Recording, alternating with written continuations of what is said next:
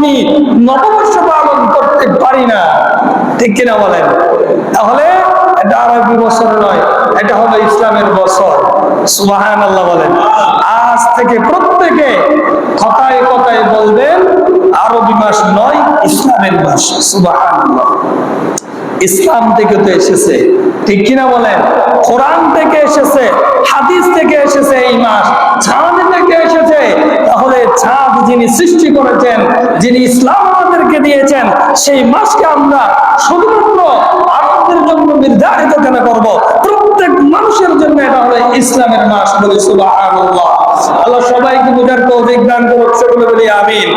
সুতরাং আজ থেকে আরবি বলবেন না, ইসলামের বললে আলাদা একটা মায়া আসে। বলেন, মায়া আছে না নাই?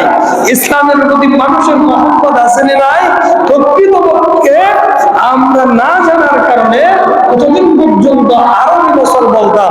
আজ থেকে আরবি বছর বলবো না, আজ থেকে বলবো ইসলামের তারিখ, ইসলামের দিন, ইসলামের মাস, ইসলামের বছর। বলি সুবহানাল্লাহ।